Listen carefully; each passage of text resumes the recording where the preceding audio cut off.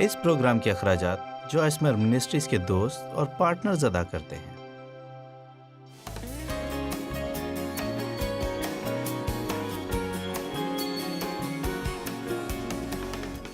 آج صبح میں آپ سے ناراض نہ ہونے کے بارے میں بات کروں گی۔ خدا سے ناراض نہ ہو کہ آپ کی زندگی ویسی نہیں ہے جیسی آپ نے سوچی تھی کہ ہونی چاہیے، یا آپ نے ایک برا آغاز کیا ہے، یا آپ کالج نہیں گئے ہیں، یا تنخواہ میں جو اضافہ آپ چاہ رہے تھے وہ آپ کو نہیں ملا، یا آپ کو اولاد کی خواہش تھی وہ نہیں ملی، یا آپ ایمان رکھ رہے تھے کہ 25 سال کی عمر میں شادی کریں گے اور ابھی تک کنوارے، کوئی بھی وجہ ہو سکتی ہے۔ تکالیف و مصائب ہمیں تلخ بنا دیتے ہیں، لیکن ایسا نہیں ہونا چاہیے۔ وہ تو ہمیں بہتر بنانے کے لیے آتی ہیں، کیونکہ بائبل کو جتنا ہم جانتے ہیں، جب تک ہم اسے اپنی زندگی میں استعمال میں نہیں لاتے وہ صرف نظریات ہیں، اور جب آپ اس پر عمل کرنے لگتے ہیں تب واقعی آپ کو خدا کو جاننے کی ضرورت پڑتی ہے۔ آپ کے لیے خدا کے بارے میں صرف جاننا ہی کافی نہیں، بلکہ ممکنہ طور پر جس بھی طرح سے آپ تصور کر سکتے ہیں آپ کو گہرے طور پر خدا کو جاننے کی ضرورت ہوتی ہے۔ مرکز 4:14 سے شروع کرتے ہیں۔ بونے والا کلام بوتا ہے، جو راہ کے کنارے ہیں یہ وہ ہیں، کلام ان کے دلوں میں بویا جاتا ہے، یہ وہ ہیں کہ جب انہوں نے سنا تو شیطان فی الفور آ کر اس کلام کو جو ان میں بویا گیا تھا زبردستی اٹھا لے جاتا ہے۔ یہاں آ کر کلام سننا اچھا ہے، لیکن اس سے بھی بہتر یہ ہے کہ آپ اس کلام کو اپنے ساتھ اپنے دل میں لے کر جائیں اور اس پر غور و فکر کریں اور اس پر دھیان لگائیں۔ لیکن عین ممکن ہے کہ جس لمحے آپ یہاں سے نکلیں شیطان آپ کے ذہن میں کوئی ایسی بات ڈال دے جو آپ کو پریشان کر دے، اور جو کلام آپ نے سیکھا ہے اس کلام سے آپ کا ذہن بالکل ہٹا دے، اور اس بات کو یقینی بنائے کہ حقیقت میں آپ نہ تو کچھ سیکھیں نہ کلام پر عمل کریں۔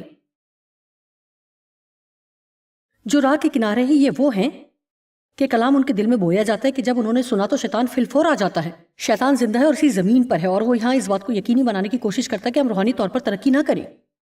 آمین۔ آپ کے یہاں ہونے سے وہ خوش نہیں، لیکن اگر آپ یہاں ہیں تو وہ چاہے گا نہ تو آپ یہاں سے کچھ لے کر جائیں اور نہ ہی اپنے اندر جڑ رکھیں۔ سب کہیں جڑ، سامعین جڑ بلکہ چند روزہ ہیں۔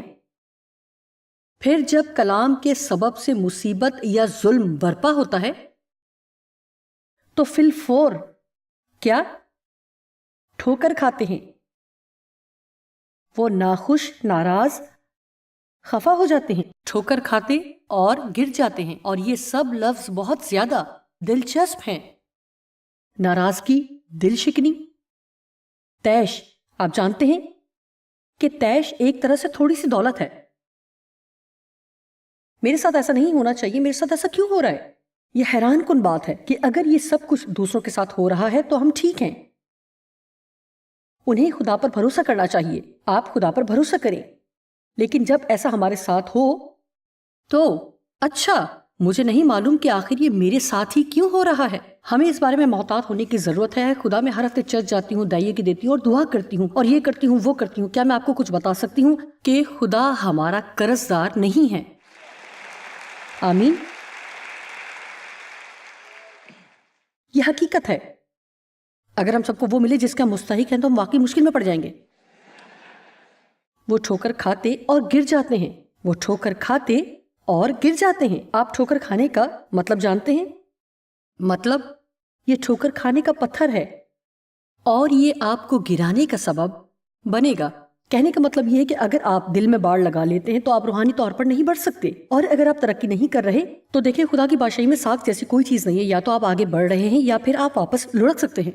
آپ کو آگے کی طرف بڑھتے جانا ہے، ورنہ آپ پیچھے کی طرف لڑک جائیں گے۔ جو کچھ آپ نے سیکھا ہے اسے استعمال کرنے کی ضرورت ہے، ورنہ جلد ہی یہ آپ کے اندر ساکت حالت میں چلا جائے گا۔ محبت کو حقیقی طور پر محبت بننے کے لیے باہر نکل کر بہنا ہوگا۔ محبت خدا کی طرف سے آتی ہے اور اسے باہر دوسرے لوگوں تک پہنچانے کی ضرورت ہے۔ یہ خدا کی طرف سے آتی ہے اور اسے باہر جانا ہے۔ یہ ایک متحرک مذہب ہے۔ ہمیں اس میں شامل ہونا ہے اور متحرک رہنا ہے۔ لفظ ناراضگی کی ایک اور تعریف جب میں نے پڑھی، اور کل رات ہم نے اس پر کافی بات کی، یہ کہتی ہے کہ کسی جانور کو پکڑنے کے لیے پھندے کا وہ حصہ ہے جس پر چارہ لگایا جاتا ہے، جو شکار کیے جانے والے جانور کو پھیلا کر پھندے میں لاتا ہے۔ لہٰذا مجھے کہنے دیں، ٹھوکر کھانا چارے کی مچھلی بننے کی طرح ہے، چاہے آپ کسی شخص کی وجہ سے دل شکنی کا شکار ہیں یا کسی مشکل نے آپ کی دل شکنی کی ہے۔ آج رات ہم خود کو ناراض نہ کرنے کے بارے میں بات کریں گے۔ یہ ہم سب کے لیے ایک دلچسپ پیغام ہوگا۔ آپ میں سے کچھ سوچ رہے ہوں گے کہ میں خود کو ناراض کیوں کروں گی؟ خیر، آپ کو معلوم ہو جائے گا۔ ناراضگی ہمیں تلخ بنا دیتی ہے۔ ناراضگی دراصل ایک اندرونی رویہ ہے جو بنیادی طور پر یہ کہتا ہے کہ میں اس لیے ناراض ہوں کیونکہ میرے ساتھ یہ ہو رہا ہے۔ اور ہم کس سے ناراض ہوتے ہیں؟ ہم یا تو خدا سے ناراض ہوتے ہیں، اور آپ جانتے ہیں کہ بہت سے لوگ کھل کر یہ نہیں کہتے کہ وہ خدا سے ناراض ہیں، لیکن میں آپ کو گارنٹی دے سکتی ہوں کہ آپ سب اگرچہ بہت پیارے اور زبردست لوگ ہیں جو جمعے کی صبح خدا کے گھر میں آنا چاہتے ہیں۔ امید ہے کہ زیادہ نہیں تو پھر بھی کچھ لوگ جو آج یہاں بیٹھے ہیں، اور جب یہ ٹی وی پر دکھایا جاتا ہے، اور ان کے علاوہ بھی بے شمار لوگ اپنی زندگی میں آنے والی مشکلات کو خدا پر یقین نہ کرنے کے ایک بہانے کے طور پر استعمال کرتے ہیں۔ لوگوں کی ایک بڑی اکثریت جو خدا پر ایمان نہیں رکھتی، وہ اس لیے ایمان نہیں رکھتے کیونکہ وہ ایسا نہیں کر سکتے۔ وہ اپنے ذہنوں میں خود سے محبت کرنے والے خدا اور دنیا میں اپنے ارد گرد پائی جانے والی تکالیف میں مطابقت پیدا نہیں کر سکتے۔ تکالیف خدا کی غلطی نہیں ہے، اسے خدا نے نہیں، انسان نے پیدا کیا۔ جو دنیا خدا نے پیدا کی تھی وہ بہت شاندار تھی، گو کہ وہ زیادہ دیر تک ایسی نہ رہی، لیکن خدا کا مقصد اور خواہش اس دنیا کی بحالی تھی، اور اب وہ بحالی کی کوشش کے مراحل میں ہے۔ لہٰذا اب ہمیں دنیا میں مشکلات کا سامنا کرنا پڑتا ہے، اب ہمیں ایسے حالات میں سے گزرنا پڑے گا، اس لیے ہم خدا سے ناراض نہیں ہو سکتے کہ ہماری زندگی میں سب کچھ ویسا نہیں ہوتا جیسا ہونا چاہیے۔ جب آپ مشکل میں تو دنیا میں خدا پر بھروسہ کرنے کا بہترین وقت ہوتا ہے، ورنہ تو یہ صرف ایک پیغام ہے جو آپ سنتے ہیں، یہ چند حوالے جن پر آپ اپنی بائبل میں نشان لگا لیتے ہیں۔ خدا پر بھروسہ کریں۔ میں آج کل ایک کتاب لکھ رہی ہوں، اور میں آپ کو بتاتی ہوں کہ 40 سال خدا کے کلام کے ساتھ رہنے کے بعد میں قائل ہو گئی ہوں کہ یہ چھوٹا سا چند الفاظ پر مشتمل جملہ خدا پر بھروسہ ہر اس مسئلے کا حل ہے جس کا ہم سامنا کرتے ہیں، ہر چیز کا۔ لیکن ایسا کرنے کے لیے آپ کو یہ یقین کرنا پڑے گا کہ خدا بھلا ہے، ابلیس برا ہے، خدا مہربان ہے۔ اور اگر کسی ایسی چیز میں سے جس سے ہم واقف ہیں کہ وہ ہمیں نکال سکتا ہے اور خدا ہمیں نہیں نکالتا، اور اپنی سوچ کے مطابق اس مشکل میں جتنی دیر تک ہمیں رہنا چاہیے، اگر اس سے بہت زیادہ دیر تک رہتے ہیں تو ہمیں خدا پر بھروسہ کرنا ہے کہ اس کا منصوبہ ہمارے منصوبے سے کہیں بڑا ہے، اور جو بالآخر ہم میں ہماری بھلائی کے لیے کام کرتا ہے، اور وہ ہمیں زندگی میں پہلے سے کہیں بہتر جگہ پر لے جائے گا۔ کیونکہ جب ہم مشکلات میں سے گزر رہے تھے تو ہم نے ہمت نہیں ہاری۔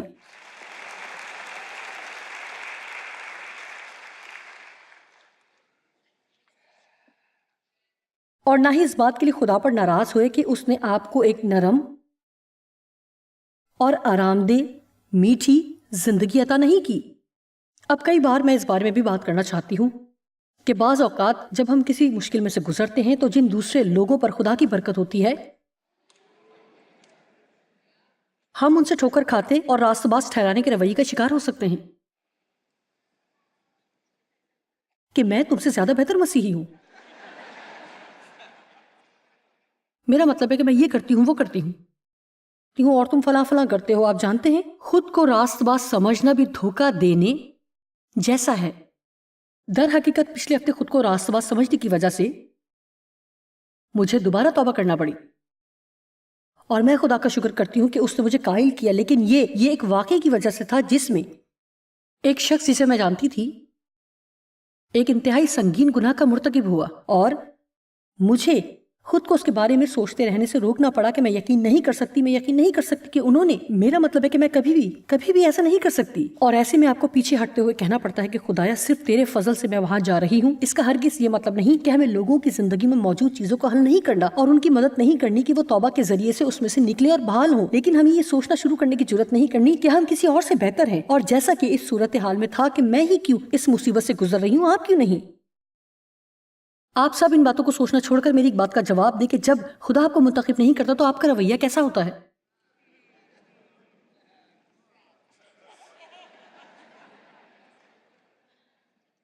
آپ پرستش میں رہنمائی کرنا چاہتے تھے جبکہ آپ کو پیچھے گانے والے کے طور پر بھی منتخب نہیں کیا گیا۔ در حقیقت ان میں اتنی بے باکی تھی کہ انہوں نے آپ سے کہا، کیا آپ اس بات کو یقینی بنا سکتے ہیں کہ پرستش کرنے والوں کے پاس پانی ہے کہ نہیں؟ واو، اچھا یہی امتحان ہے نا؟ تو کیا آپ کیا کرتے ہیں کہ ناراض ہو سکتے ہیں، شخصی راست بازی کا شکار ہو سکتے ہیں، حقیقتاً روحانی طور پر خود کو دکھ دے سکتے ہیں، یا آپ خدا پر بھروسہ کریں گے کہ اگر اس وقت وہ آپ کو اس جگہ پر رکھنا چاہتا ہے تو اے خداوند میں اپنے چہرے پر مسکراہٹ لیے تیری خدمت کروں گی، اور میں جانتی ہوں کہ اگر تو مجھے کسی اور جگہ رکھنا چاہتا ہے تو تو ہی ہے جو درست وقت پر ایسا کر سکتا ہے۔ آئیے بائبل میں کچھ واقعات پر غور کریں جنہوں نے واقعی مجھے حیرت زدہ کر دیا۔ آپ جانتے ہیں کہ خدا نے ایک شخص نوح کے ساتھ عہد باندھا. نوح نے کشتی بنائی اور جو کچھ بھی خدا نے اسے کرنے کو کہا کیا.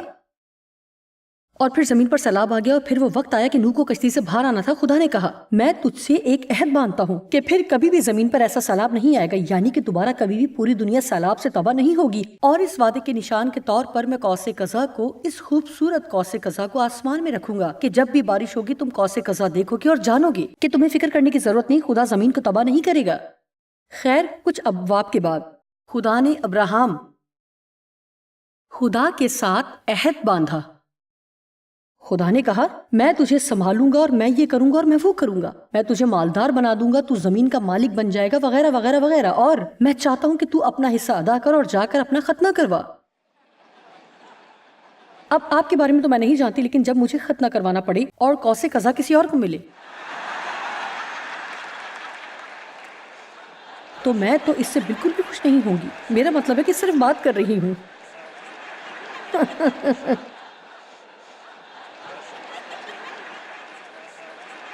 دیکھیں، مجھے غلط نہ سمجھیں، میں آپ کو بتاتی ہوں.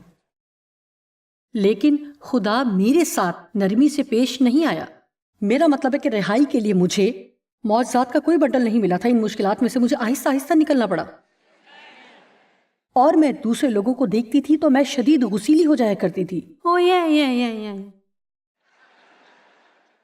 لیکن اب میں اسے پورے طور پر سمجھتی ہوں کہ جس راہ پر میں چلی، کیوں خدا نے مجھے اس پر چلایا، کیونکہ وہ چاہتا ہے کہ در حقیقت میں تجربے کی بنیاد پر ان چیزوں کو سمجھ کر ان حالات کے ساتھ منسلک کر سکوں جن میں سے لوگ گزر رہے ہیں، تاکہ ان کی جنگوں میں میں ان کو امید دلا سکوں کہ وہ ان میں سے گزر پائیں.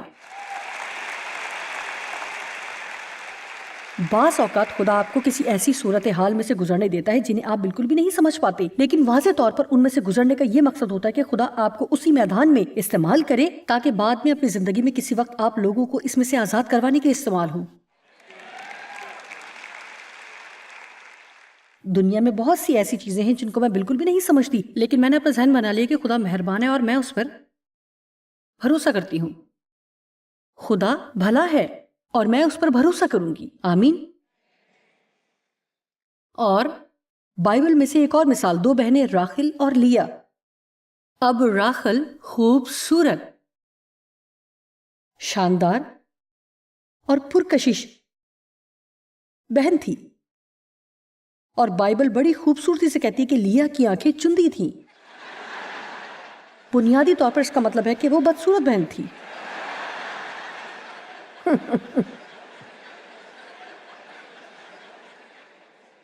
خیر، لیا کو خاوند مل گیا اور راخل کو 7 سال انتظار کرنا پڑا، اور پھر راخل بھی اس میں شامل ہو گئی. یعقوب نے راخل سے بھی شادی کر لی. اس زمانے میں زیادہ بچے ہوتے تھے. اپنے لیے میں اس طرح تصور نہیں کر سکتی کوئی بھی شخص ان جیسے ایک سے زیادہ کیوں چاہے گا. میں جانتی ہوں، شکریہ. اس وقت اولاد ہونا بے حد اہم تھا. راخل کا رحم بند تھا اور وہ حاملہ نہیں ہو سکتی تھی، لیکن لیا کا ایک کے بعد ایک بیٹا پیدا ہوتا تھا، ایک کے بعد ایک، ایک کے بعد ایک، ایک کے بعد ایک. اور اس کو پڑھنے کے بعد میں نے ایک دلچسپ بات سیکھی. دیکھیں، لیا بہت خوبصورت بہن نہیں تھی، لیکن اسے خاوند بھی پہلے ملا اور اولاد بھی پہلے ملی. راخل بے حد خوبصورت تھی، لیکن اسے خاوند بھی بعد میں ملا. کئی سال لیا کی اولاد دیکھنے کے بعد آخر کو اسے بھی بیٹا ملا. ہر ایک کو کچھ نہ کچھ ملتا ہے اور ہر ایک کو کچھ نہ کچھ نہیں ملتا.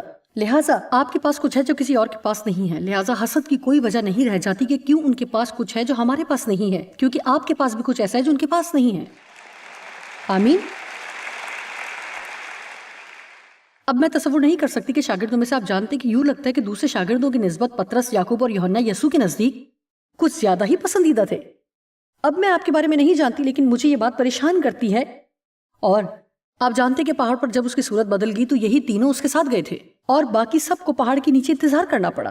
اب مجھے پورا یقین ہے کہ وہ 3 شاگرد اتنے روحانی نہیں تھے کہ جب وہ نیچے آئے تو انہوں نے باقی کو برا محسوس نہ ہونے دیا اور جو کچھ انہوں نے دیکھا اس کے بارے میں کچھ نہ کہا ہو. میں شرط یہ کہہ سکتی ہوں کہ جب وہ نیچے آئے تم یقین نہیں کرو گے تم یقین نہیں کر سکتے کہ وہاں اوپر ہم نے کیا دیکھا.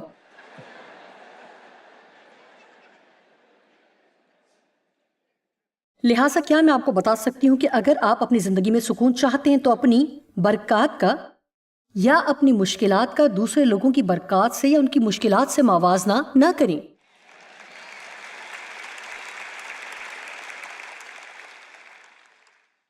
عبرانیوں 12:15 ایک بہت اچھا حوالہ جو بتاتا ہے کہ اگر ہم شروع ہی میں اسے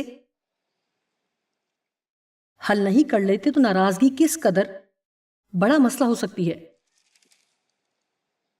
دور اندیشی استعمال میں لائیں. لکھا ہے غور سے دیکھتے رہو کہ کوئی شخص خدا کے فضل سے محروم نہ رہ جائے، یعنی اس رحم سے جس کے ہم مستحق نہیں، اور روحانی نعمتوں سے محروم نہ رہ جائیں. ایسا نہ ہو کہ کوئی کڑوی جڑ یعنی تلخی یا ناراضگی یا نفرت پھوٹ کر تمہیں دکھ دے اور اس کے سبب سے اکثر لوگ ناپاک ہو جائیں یا برائی میں چلے جائیں. مجھے یہ والا بہت پسند ہے. وہ کہہ رہا ہے کہ دیکھو، اگر تم مثال کے طور پر، میں تلخی کا شکار تھی، ناراض تھی، ہر قسم کے برے رویے کا شکار تھی کیونکہ میرے باپ نے میرے ساتھ زیادتی کی تھی. اب ان میں سے بہت سی باتیں میں نے اپنے اندر کہیں دبا دی تھیں اور وہ میرے تعلقات پر، میرے رویوں پر اور میرے سوچنے کے انداز پر، بلکہ میری زندگی کے تمام پہلوؤں پر اثر انداز ہو رہی تھی. لیکن دیکھیں، میں سوچتی تھی کہ 18 سال کی عمر میں گھر چھوڑنے کے باوجود مجھے کوئی مسئلہ نہیں ہوگا، لیکن مسئلہ تو میرے اندر، میری جان میں موجود تھا.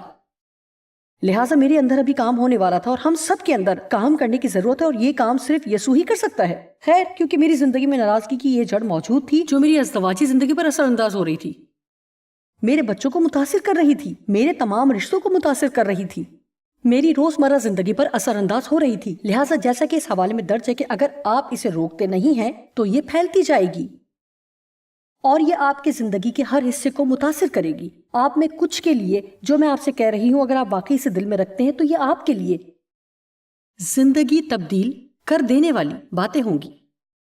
آپ تلخی اور ناراضگی اور نفرت سے بھرپور زندگی نہ گزاریں. جو کچھ بھی آپ کے ساتھ ہوا کسی ایسے واقعے کے لیے جس کے لیے آپ کچھ نہیں کر سکتے، لیکن اگر آپ اس کو کچھ کرنے دیں تو خدا کر سکتا ہے.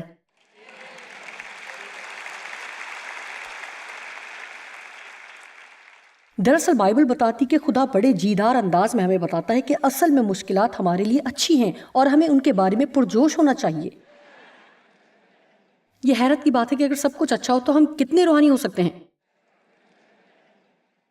جب حالات ٹھیک نہ ہو تو ہم کس طرح سے پرانی انسانیت کو پھر سے اپنے اندر زندہ کر لیتے ہیں. خدا چاہتا ہے کہ ہم مستحکم ہوں، مستحکم ہوں، مستحکم ہوں. ابھی کچھ دیر استحکام پر بات کریں گے. اپنی زندگی کے آغاز میں بہت غیر مستحکم تھی. مجھے نہیں معلوم کہ کیسا رویہ رکھوں، اس لیے ابلیس مجھے بتاتا تھا.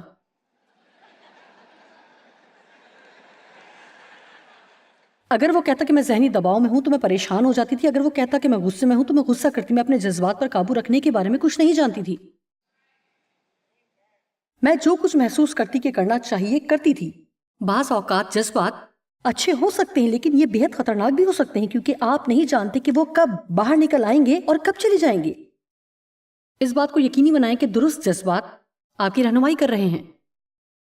زبور 94 کی 12 اور 13 آیت مجھے خاص طور پر بہت پسند ہے. آئیے اسے دیکھتے ہیں.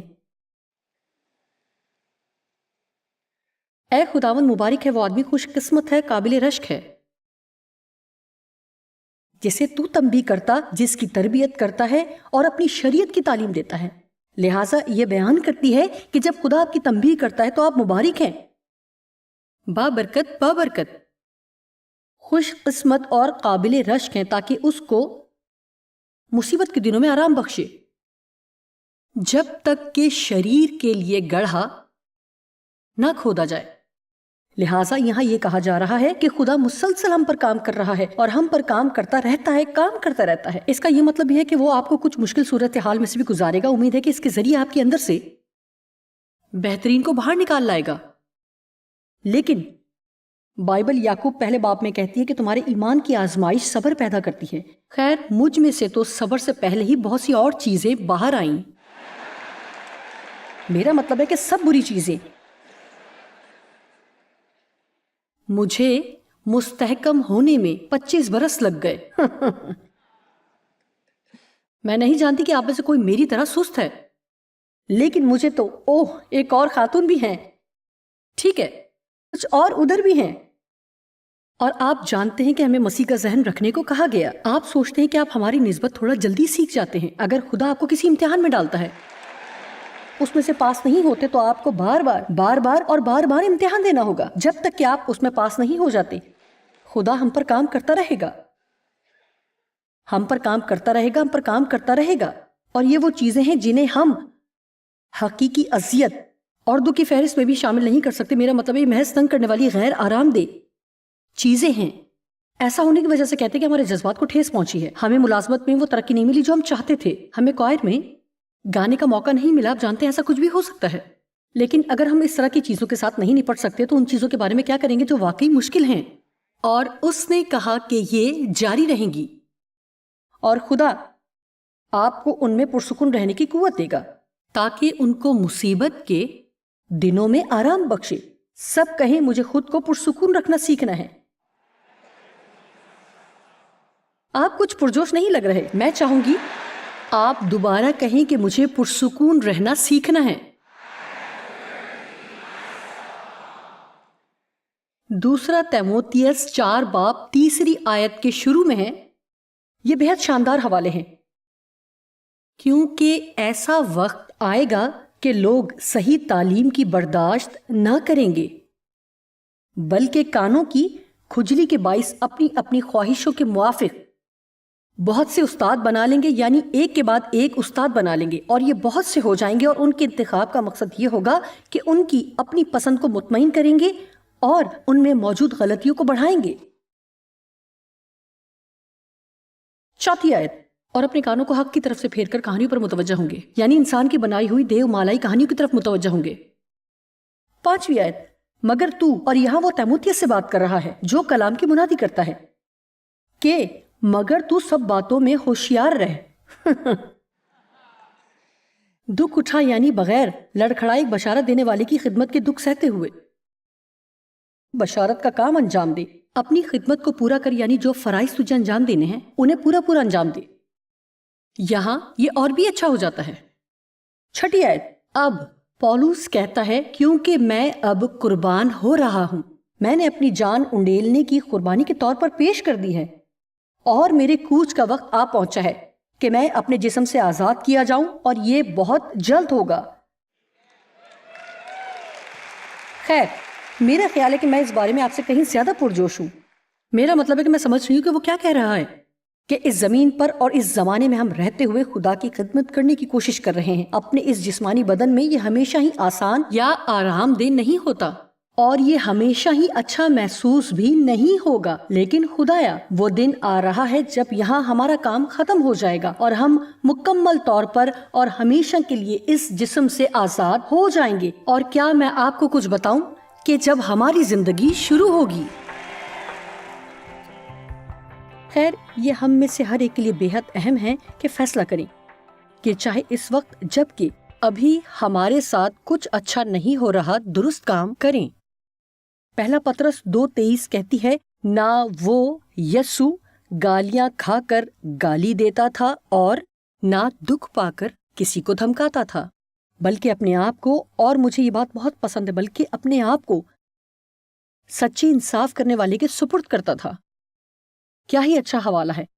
حقیقت یہ ہے کہ میں اس حوالے کے لطیف حصے کو بہت پسند کرتی ہوں۔ میں نے اس کی خطاطی کروا کر اسے اپنے گھر کی دیوار پر لگا رکھا ہے، اور ایمپلیفائڈ بائبل میں لکھا ہے کہ وہ خود کو اس کے سپرد کرتا تھا جو سچا انصاف کرنے والا ہے۔ کیا آپ جانتے ہیں کہ ممکن ہے کہ آپ کے حالات انصاف پر مبنی نہ ہوں، لیکن خدا انصاف کا خدا ہے، اور اس کا مطلب یہ ہے کہ وہ ہمیشہ غلط چیزوں کو درست بنا دیتا ہے۔ اس میں وقت لگ سکتا ہے، لیکن جب ہم اس پر بھروسہ کرتے ہیں تو وہ ہمیشہ غلط چیزوں کو درست بنا دیتا ہے۔